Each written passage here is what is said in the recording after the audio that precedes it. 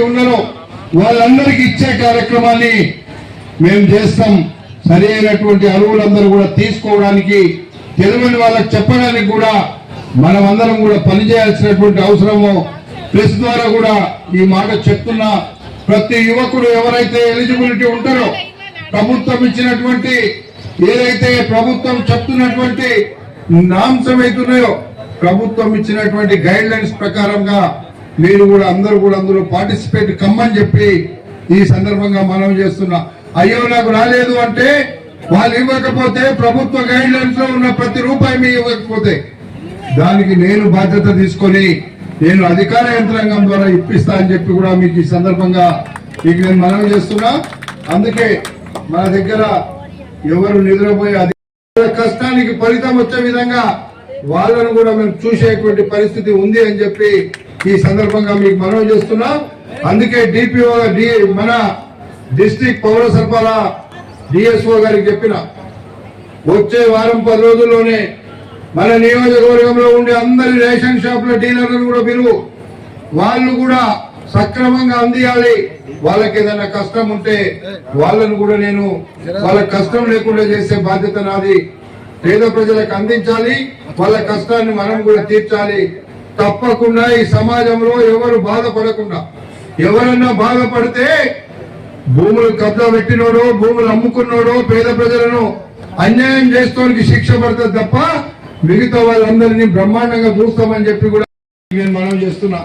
అందుకే మాకు head sticker ఉన్నటువంటి మీరు కూడా మీరు ఇచ్చేటువంటి రేషన్ కార్డులలో, పింఛన్లలో ఎక్కడ కూడా ఇబ్బంది లేకుండా అర్హులైన ప్రతి ఒక్కరికి ఇవ్వచ్చే కార్యక్రమానికి మీరు శ్రీకారం చుట్టాలని కూడా ఆర్డీఓ గారికి చెప్తున్నా. ఇక్కడ మన district civil supply officer DSO ఉన్నాడు, ఆయనకు చెప్తున్నా. ఏది మీకు సరిగా రాకున్నా ఇక్కడ డిఎస్ఓ గారు ఉన్నారు, ఇక్కడ ఆర్డీఓ గారు ఉన్నారు, లేదా కలెక్టర్ ఉంటాడు మన జిల్లాకు, లేదా మా తల్లి. అందుకే 40,000 నేనే ఒక రోజు పాదయాత్ర పెట్టుకుంటా ఊర్లో. ఆ సమస్యలన్నిటిని కూడా మనం తప్పకుండా ఏమేమి సమస్యలు ఉన్నాయో, రోడ్లు కానీ, డ్రైనేజ్ కానీ, కరెంటు సమస్య కానీ, ఇక్కడ ఇంకా ఏ సమస్యలు ఉన్నా ఇవన్నీ కార్డులన్నీ ఇచ్చినాక, పింఛన్లు ఇచ్చినాక నేను పాదయాత్ర పెట్టాలనుకున్నా. తప్పకుండా మీ ప్రతి బస్తీకి వస్తా, మీ అందరితో మాట్లాడతా. నేను ఎన్నికల నాడు మీ అందరికి రాకున్నా పెద్ద ఎత్తున మీరు కాంగ్రెస్ ప్రభుత్వానికి, మల్రెడ్డి రంగారెడ్డికి 40,000 మెజార్టీతో నన్ను కనిపించారు.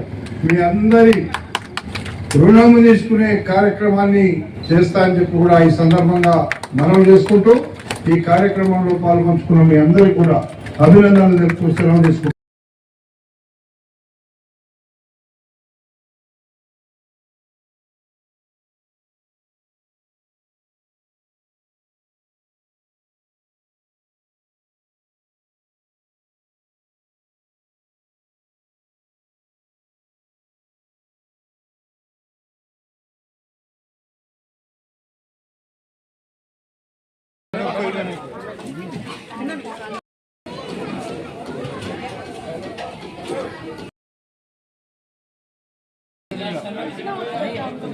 ఇప్పుడు అందరికి వస్తాను, ఒక 2 నెలలు ఆగండి, మొత్తం మీకు అన్ని తెలుస్తా.